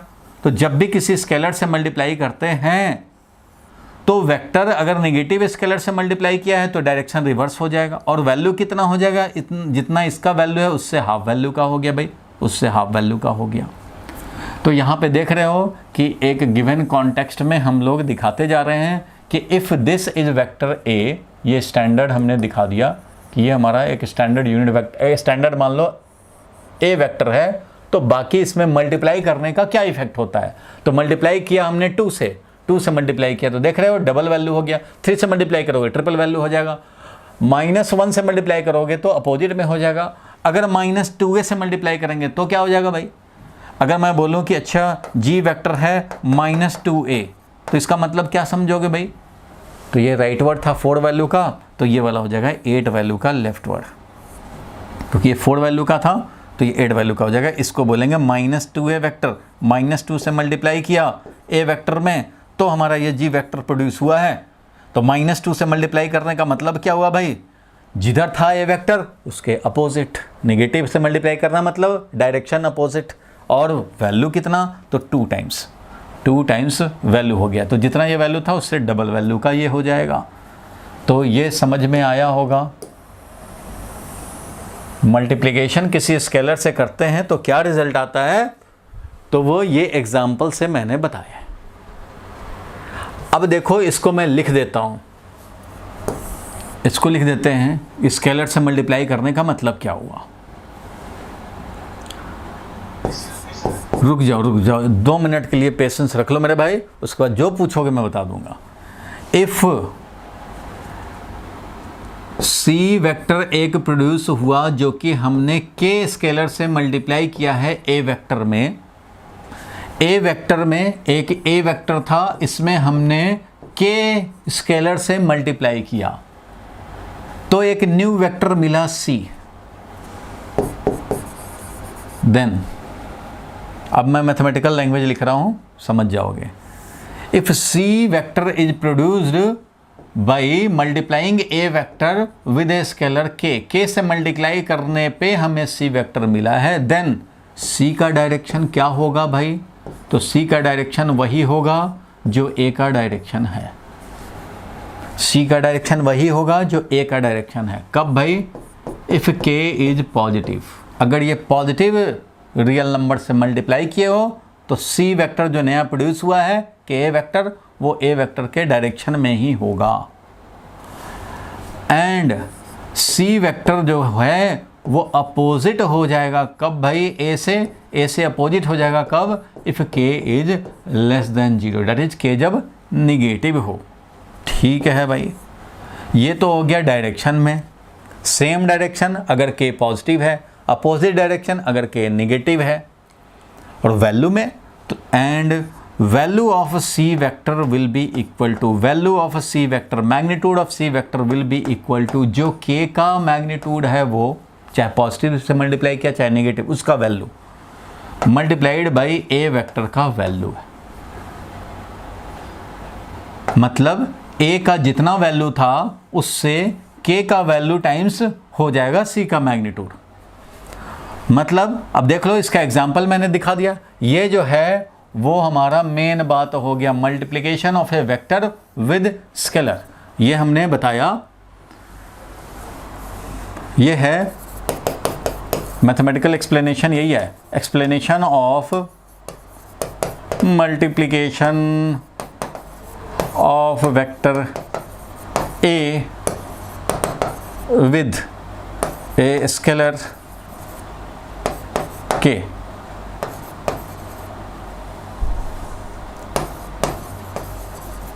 स्केलर के से हम लोगों ने मल्टीप्लाई किया तो ये है एक्सप्लेनेशन। अब जरा देख लो, सी हमारा के टाइम्स ए है, मतलब सी वेक्टर जो प्रोड्यूस हुआ है वो के स्केलर से मल्टीप्लाई किया हमने वेक्टर ए को, तो हमारा मिला है। तो सी यानी रिजल्टेंट जो वेक्टर मिला हमें वो ए के डायरेक्शन में है। कब? जब के पॉजिटिव होगा। उसका एग्जाम्पल तुमने देखा भाई, इसमें क्या देखा एग्जाम्पल में कि हम लोगों ने देखा कि अगर 3 से मल्टीप्लाई किया तो उसी डायरेक्शन में मिल गया भाई, सेम डायरेक्शन में है, उसी डायरेक्शन में मिल गया हमें। ठीक है, 2 से मल्टीप्लाई करोगे, स्केलर पॉजिटिव है इसलिए उसी डायरेक्शन में मिल जाएगा। मैग्नीट्यूड क्या होगा सी का? तो वो डबल हो गया वैल्यू। और अपोजिट में कब होगा? तो भाई जो वेक्टर हमने मल्टीप्लाई किया है -2 से, तो -2 से मल्टीप्लाई करोगे तो अपोजिट हो जाएगा। के नेगेटिव -2 से मल्टीप्लाई किया हो, के नेगेटिव -2 हो गया तो अपोजिट डायरेक्शन हो जाएगा। वैल्यू कितना होगा भाई? तो न्यू वेक्टर का वैल्यू होगा इसके 2 टाइम्स, मतलब जो स्केलर के है उसका वैल्यू और जो ए वेक्टर है उसका वैल्यू टाइम्स हो जाएगा सी का वैल्यू। ये है मेन थ्योरी पार्ट, जो एक्सप्लेनेशन जो दिया जाता है मैथ्स में। और इसका एग्जाम्पल मैंने ये बताया, क्या बताया भाई कि एक स्टैंडर्ड ले लिया, अगर इसको निगेटिव से मल्टीप्लाई करोगे डायरेक्शन रिवर्स हो जाएगा। और कितना वैल्यू होगा जो न्यू वेक्टर बनेगा? तो उसका वैल्यू होगा जो ये के का वैल्यू है मल्टीप्लाइड बाई ए का वैल्यू।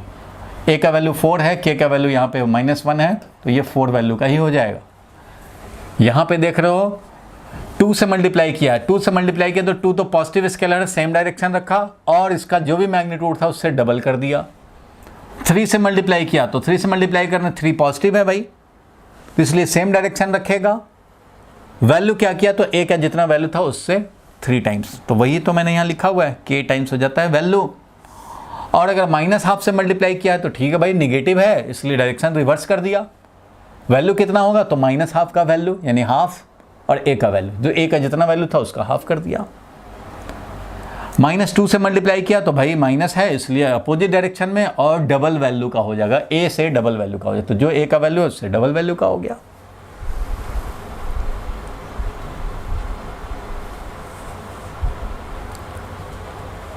ये बात multiplication of a scalar with A vector, ये समझ में आया? पहले ये बताओ, इसमें किसी को डाउट है तो पूछो। इसमें डाउट है क्या? हमने जो एक स्केलर से मल्टीप्लाई किया, के स्केलर से मल्टीप्लाई किया वेक्टर ए में, तो जो वेक्टर प्रोड्यूस हुआ उसके बारे में हम लोगों ने लिखा यहाँ पे। क्या भाई? तो ये लिखा हमने कि इसका मैग्नीट्यूड तो भाई के मैग्नीट्यूड से के मैग्नीट्यूड टाइम्स हो जाएगा ए का मैग्नीट्यूड। जितना ए का मैग्नीट्यूड है, जितना के का मैग्नीट्यूड है, मल्टीप्लाई करो मिल जाएगा सी का मैग्नीट्यूड। और डायरेक्शन सी का किधर होगा भाई? तो ए के डायरेक्शन में होगा अगर के पॉजिटिव है, और अपोजिट में होगा जब के निगेटिव।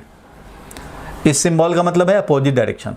एक ही डायरेक्शन में ये सिंबल मतलब सेम डायरेक्शन, और ये सिंबल मीन्स अपोजिट डायरेक्शन। तो ये तो समझ में आ गया भाई, ये मल्टीप्लिकेशन वाला। इसमें कुछ समझना नहीं था, ये तो मैंने इतना ही बताया कि अगर आप 2 वेक्टर में मल्टीप्लिकेशन होगा तो डॉट और क्रॉस का अलग अलग मीनिंग है, जो एक एक क्लास लगेगा, आगे के टॉपिक में यूज़ होगा। मल्टीप्लिकेशन का इतना बता दिया बस, इंट्रोडक्टरी बात। और multiplication of a vector with some scalar के, वो मैंने एक्सप्लेन कर दिया। अभी इधर का बाद में एक्सप्लेन होगा, इसकी ज़रूरत अभी नहीं है, लास्ट क्लास में। बोलो भाई, इसमें तो किसी को कोई डाउट नहीं है? जो अभी डाउट पूछना चाह रहे थे वो पूछे भाई। इसमें तो कोई प्रॉब्लम नहीं है। अब मैं वापस आ रहा हूँ उसी कॉन्सेप्ट पे। सर एक चीज, हाँ बोलो जब। शायद रिकॉर्डिंग ऑफ हो गई है। रिकॉर्डिंग ऑफ हो गई? कौन सी रिकॉर्डिंग ऑफ हो गई?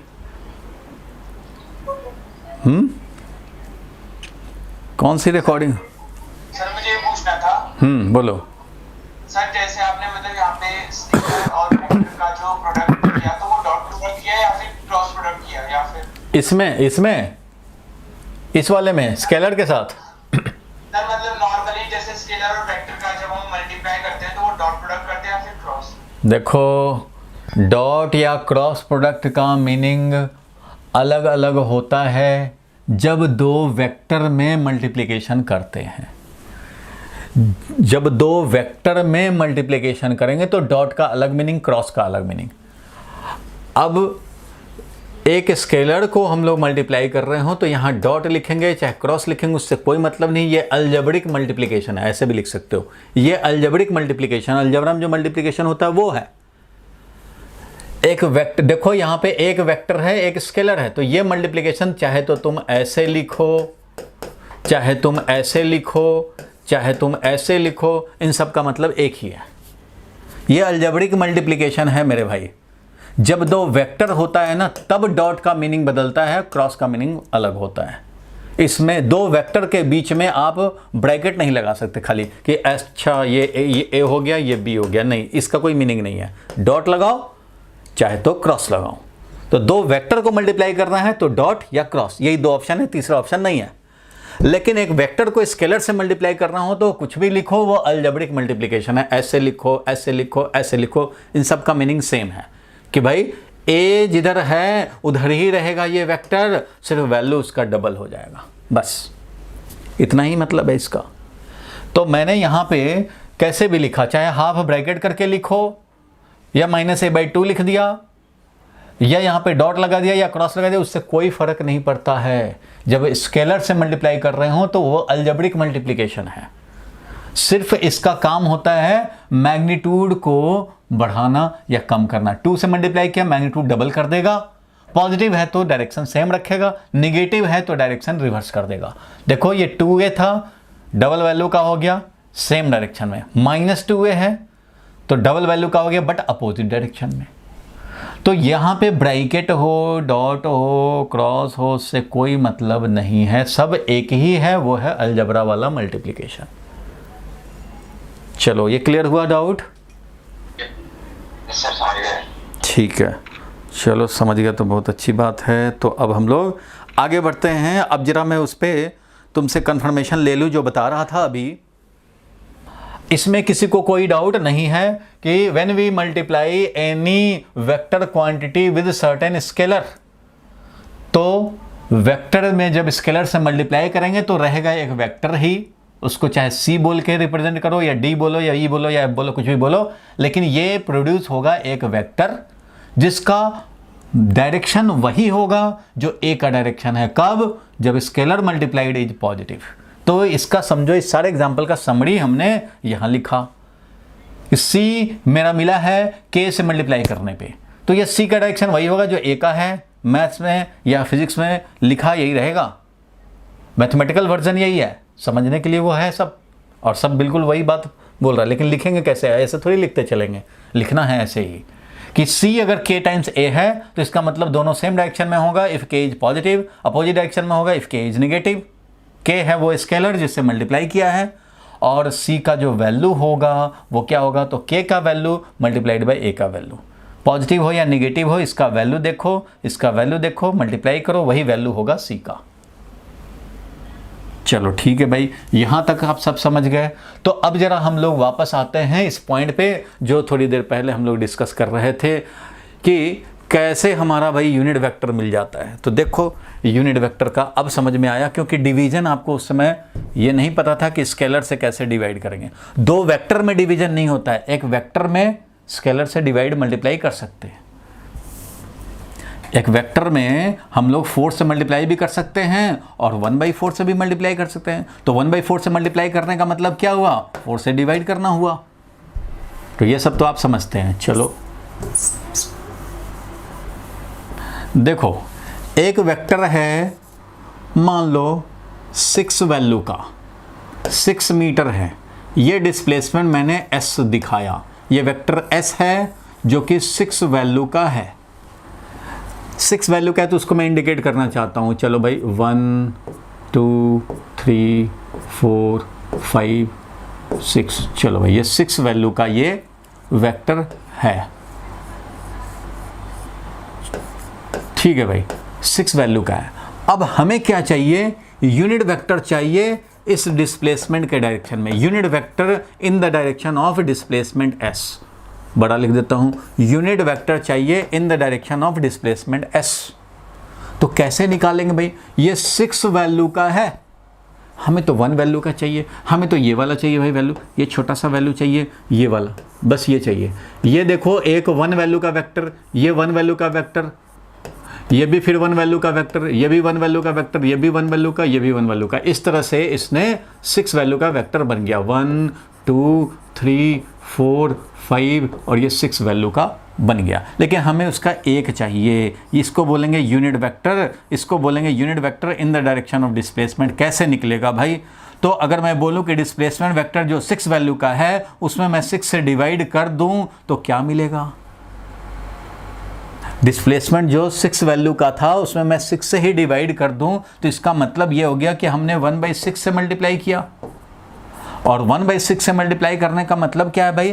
कि ये जितना वैल्यू का है उसका 1/6 हो जाएगा वैल्यू। हाफ होता तो हाफ बन जाता, 1/4 होता 1/4 हो जाता, 1/6 हो गया तो 1/6 हो जाएगा। मतलब ये हमें मिल जाएगा ये वाला वेक्टर।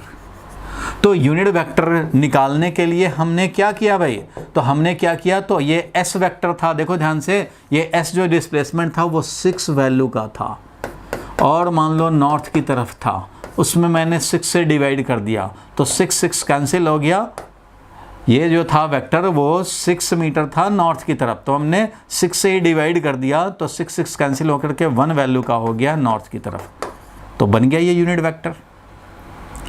तो जितना वैल्यू है उतने ही से डिवाइड कर देंगे तो हमें यूनिट वेक्टर मिल जाएगा। फिर से देखो, अगर ये मान लो एक वेक्टर है, एक्स एक्सिस है, वाई एक्सिस है, जेड एक्सिस है, चलो भाई ठीक है, हम लोगों ने एक्स डायरेक्शन में एक वेक्टर लिया 2 मीटर पर सेकंड, 2 वैल्यू का है ये वेक्टर, वेलोसिटी है ये 2 वैल्यू का। हमें चाहिए इस डायरेक्शन में यूनिट वेक्टर चाहिए। तो मैं यूनिट वेक्टर कैसे निकालूं भाई वेलोसिटी के डायरेक्शन में, इस वेलोसिटी के डायरेक्शन में, इस v1 के डायरेक्शन में कैसे निकालूं भाई? तो ये वेलोसिटी खुद तो 2 मीटर पर सेकंड है, लेकिन हमें इस डायरेक्शन में यूनिट वेक्टर चाहिए, यूनिट वेक्टर ये वाला चाहिए। तो ये वाला यूनिट वेक्टर कैसे निकालूं भाई यूनिट वेक्टर? तो भाई वेलोसिटी वेक्टर जो है उसका जितना वैल्यू है उससे डिवाइड कर दो। कितना वैल्यू था भाई इसका? 2 था, ये 2 मीटर पर सेकंड था, मान लो एक्स एक्सिस के लॉन्ग, डिवाइडेड बाई मैं अगर 2 कर दूं, इसी का वैल्यू 2 जो था 2 से डिवाइड कर दिया तो क्या मिलेगा हमें? तो 1 मीटर पर सेकंड मिल जाएगा यूनिट वेक्टर। और किधर भाई? तो ये भी अलोंग एक्स एक्सिस मिल जाएगा। तो यही तो है यूनिट वेक्टर। तो किसी भी डायरेक्शन में यूनिट वेक्टर अगर निकालना हो तो उस डायरेक्शन में जो वेक्टर है उस वेक्टर का मैग्नीट्यूड से डिवाइड कर दो तो मिल जाएगा यूनिट वेक्टर। इसलिए उस समय मैंने लिखा था कि ए के डायरेक्शन में यूनिट वेक्टर चाहिए तो जितना भी ए का वैल्यू है उसी से डिवाइड कर दो भाई, तो यूनिट वेक्टर मिल जाएगा। 6 वैल्यू का है, 6 से डिवाइड कर दो 1 वैल्यू का मिल जाएगा। 2 वैल्यू का है, 2 से डिवाइड कर दो 1 वैल्यू का मिल जाएगा। इस तरह से ये एक जनरल फॉर्मूला की तरह याद रखने हैं। ये फॉर्मूला हो गया भाई, और ये फॉर्मूला बहुत काम का फॉर्मूला है। कभी भी यूनिट वेक्टर निकालना होगा जिस डायरेक्शन में चाहिए उस डायरेक्शन में। अगर मान लो हमें अपवर्ड चाहिए यूनिट वेक्टर, तो आप भगवान से दुआ मांगो कि एक अपवर्ड वेक्टर कोई मिल जाए, कितना ही वैल्यू का हो जाए मिल जाए, बस एक वेक्टर मिल गया 100 वैल्यू का है। अरे भाई ठीक है भाई, 100 वैल्यू का मिल गया ना, अब 100 से डिवाइड कर दो मिल जाएगा यूनिट वेक्टर। अगर तुम्हें नॉर्थ की तरफ चाहिए यूनिट वेक्टर तो भगवान हमें नॉर्थ की तरफ कोई भी वेक्टर दे दे, कोई भी 2 वैल्यू का, 3 वैल्यू का, हाफ वैल्यू का, हाफ वैल्यू का, कुछ भी वैल्यू का दे दे भाई। दे दिया तो उसके मैग्नीट्यूड से डिवाइड कर दो, मिल जाएगा यूनिट वेक्टर। तो मैं यहां पे कंक्लूजन नीचे लिख देता हूं। टू फाइंड, तुम भी लिख लो, स्क्रीनशॉट ले लो, समझ लो आराम से। To find unit vector along any direction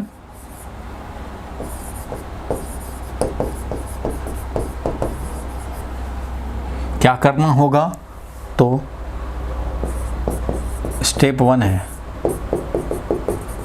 find, और दिया हुआ है तो ले लो भाई, take any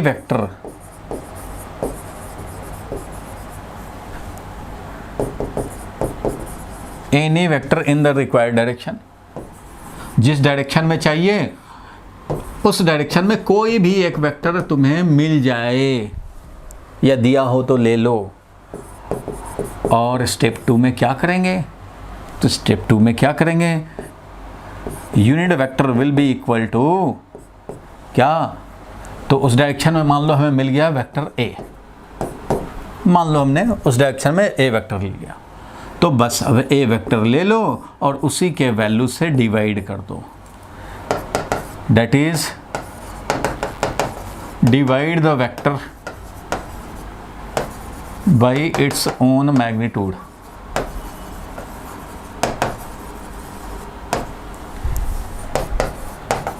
two obtain unit vector, लिख लो भाई, to obtain unit vector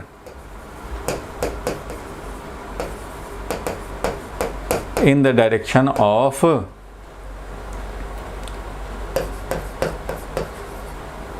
vector taken, जो भी वेक्टर तुमने लिया है उस डायरेक्शन में मिल जाएगा। ये फॉर्मूला बस अप्लाई कर देने हैं। अब बताओ जरा इस फॉर्मूला हजम हुआ या नहीं? ये फॉर्मूला अब समझ में आया या नहीं?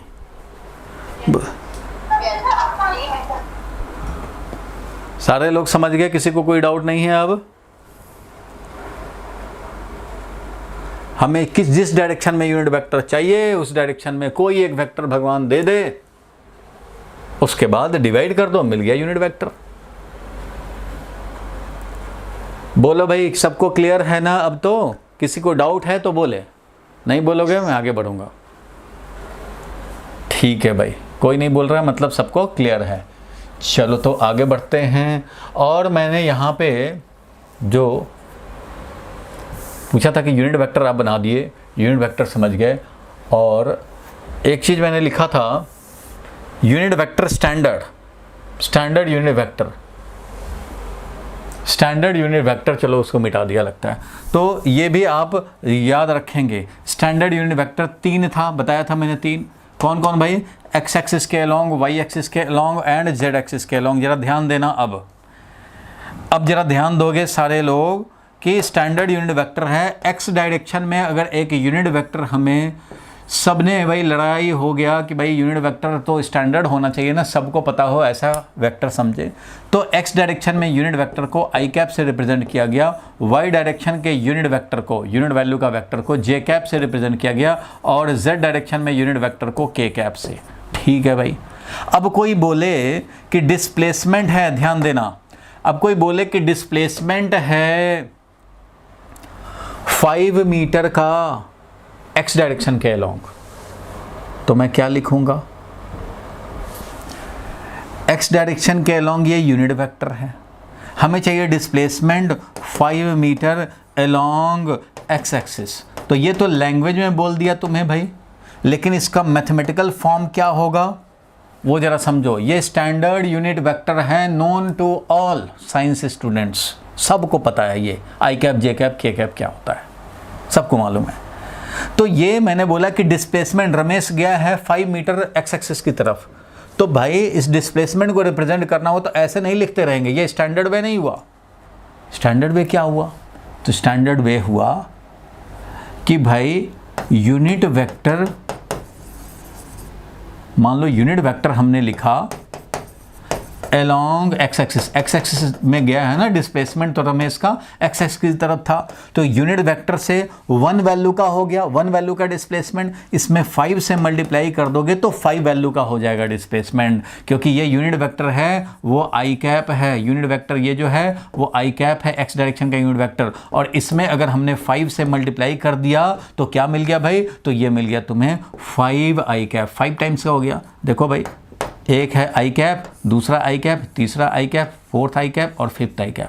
तो ये जो तुम्हें मिल गया, ये वाला मिल गया डिस्प्लेसमेंट वेक्टर, और इसको क्या लिखेंगे? तो इसको लिखेंगे 5 I cap. This is the standard way to represent 5 I cap metre. अगर ये मैंने लिख दिया सारे लोग समझ जाएंगे, मीन्स 5 और unit vector along x axis है आई कैप, तो 5 आई कैप मीटर लिखोगे तो दुनिया में सारे साइंस के स्टूडेंट समझ जाएंगे, टीचर समझ जाएंगे कि तुम क्या लिखना चाह रहे हो, कौन सा डिस्प्लेसमेंट। 5 आई कैप मीटर मतलब 5 मीटर एक्स डायरेक्शन में गया है चींटी।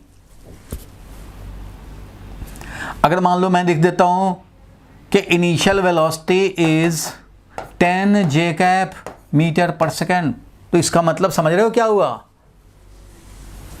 इसका मतलब समझ रहे हो? इसका मतलब ये हो गया कि वाई एक्सिस जो हम लोग अपवर्ड ले लेते हैं, इधर तो यूनिट वेक्टर था हमारा जे कैप, लेकिन इसमें 10 से मल्टीप्लाई हुआ। तो तुम्हें पता ही है स्केलर मल्टीप्लाई होने से क्या होता है। इसका अपना वैल्यू तो 1 था जे कैप का, अब इसमें 10 वैल्यू से मल्टीप्लाई हो गया। इसका मतलब ये वाला हो गया 10 वैल्यू का। तो ये हो गया 10 j cap metre per second. So initial velocity इसमें हम लोग 10 मीटर पर सेकेंड अपवर्ड न लिख करके इतना कौन लिखने जाए, 10 जे कैप। अगर इनिशियल वेलोसिटी हम लोग 10 जे कैप लिख देंगे तब भी मीनिंग वही हो जाएगा।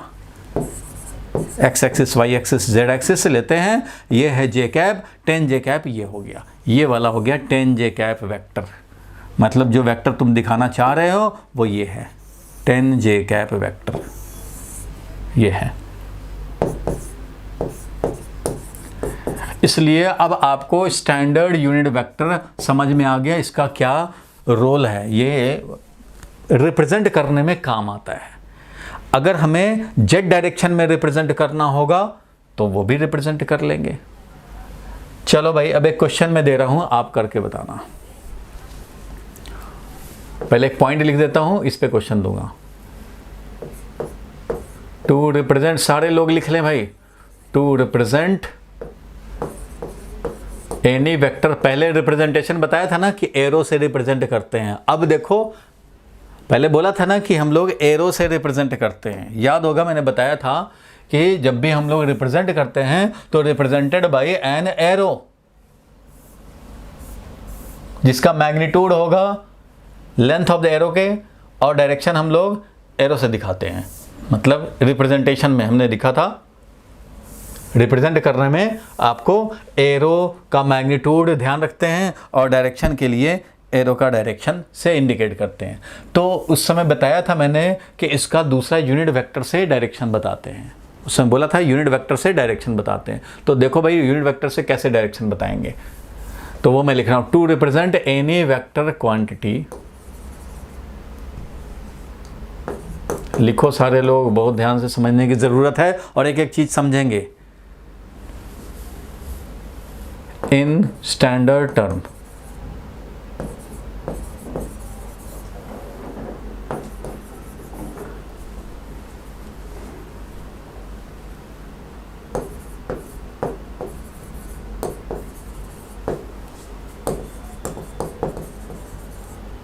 we use the following method। और following method क्या है भाई? तो कोई भी वेक्टर इज इक्वल टू, ध्यान देना, समझने की बात, क्या स्टैंडर्ड तरीका है? तो किसी वेक्टर को लिखना होगा तो पहले उसका लिखो मैग्नीट्यूड और उसके बाद यूनिट वेक्टर से मल्टीप्लाई कर दो, जिस डायरेक्शन में चाहिए उस डायरेक्शन से। फॉर एग्जाम्पल देखो, अभी डिस्प्लेसमेंट हम लोगों ने लिखा, डिस्प्लेसमेंट रिप्रेजेंट करना था, किधर रिप्रेजेंट करना था भाई? 5 मीटर अलोंग एक्स एक्सिस। तो स्टैंडर्ड वे है कि डिस्प्लेसमेंट का वैल्यू लिखो और यूनिट वेक्टर जिस डायरेक्शन में डिस्प्लेसमेंट तुम्हें चाहिए उस डायरेक्शन के यूनिट वेक्टर से मल्टीप्लाई करो। इट मीन्स देखो क्या हुआ, तुम्हें चाहिए था डिस्प्लेसमेंट कितना भाई? तो 5 मीटर चाहिए था, तो 5 लिखेंगे इसका मैग्नीट्यूड, और जिस डायरेक्शन में, किस डायरेक्शन में? एक्स एक्सिस के लोगे, तो एक्स एक्सिस के डायरेक्शन में यूनिट वेक्टर डिस्प्लेसमेंट के डायरेक्शन में, जो कि है एक्स डायरेक्शन में, तो 5i कैप। ये हो गया भाई, displacement is 5i cap metre. ये स्टैंडर्ड वे हो गया। मीन्स किसी भी वेक्टर को रिप्रेजेंट करने हैं तो हम लोग यही मेथड फॉलो करते हैं। मीन्स वेक्टर को मैग्नीट्यूड जितना चाहिए इसका वो रखो और जिस डायरेक्शन में चाहिए उस डायरेक्शन में यूनिट वेक्टर रखो। इसीलिए मैंने उस समय बोला था कि unit vector is used to indicate direction. अब मैं मान लो लिखना चाहता हूं, तुम बताओगे इंडिकेट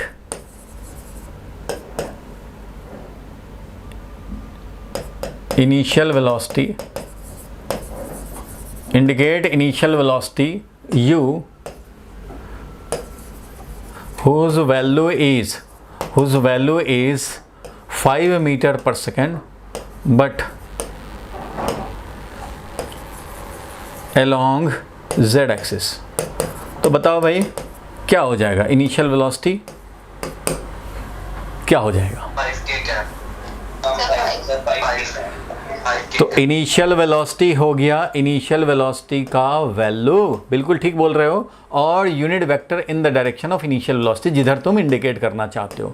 तो वैल्यू था भाई 5 मीटर पर सेकेंड, और यूनिट वेक्टर जेड डायरेक्शन में चाहिए भाई, तो यहाँ पे क्या लिखेंगे, स्टैंडर्ड यूनिट वेक्टर है के कैप। कोई तुमसे पूछने नहीं जाएगा कि ये क्या लिखा तुमने के कैप, सबको मालूम है भाई, पूरी दुनिया में सबको मालूम है कि ये स्टैंडर्ड यूनिट वेक्टर है। चलो ठीक है भाई, ये समझ गए, कोई बात नहीं है। अब जरा दूसरा मुझे बता दो,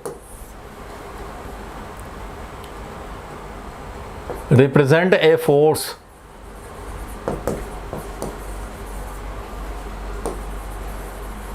along force of value 3 Newton along negative y axis।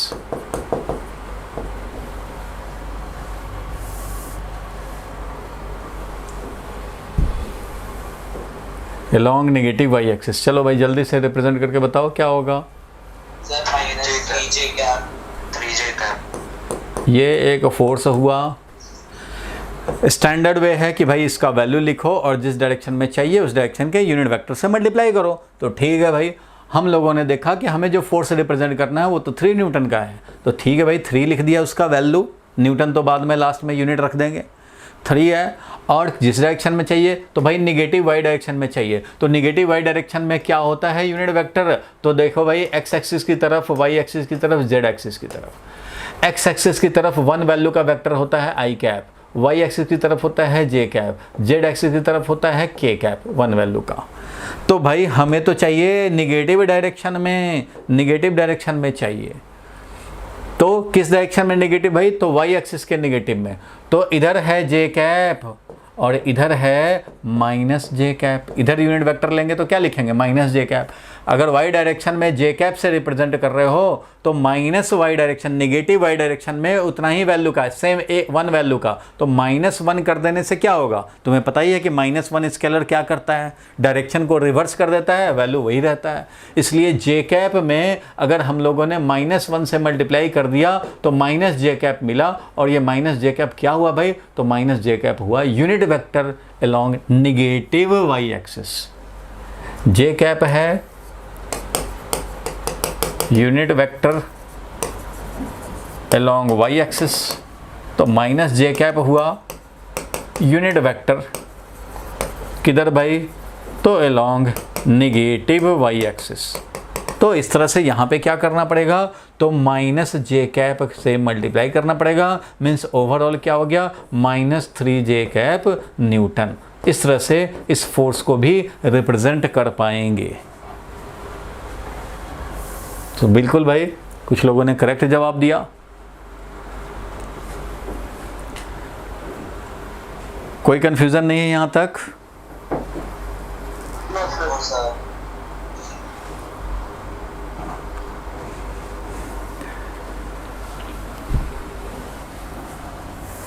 अच्छा ठीक है भाई, तो एक और लास्ट क्वेश्चन दिखा देता हूँ। इफ F1 फोर्स हमारा है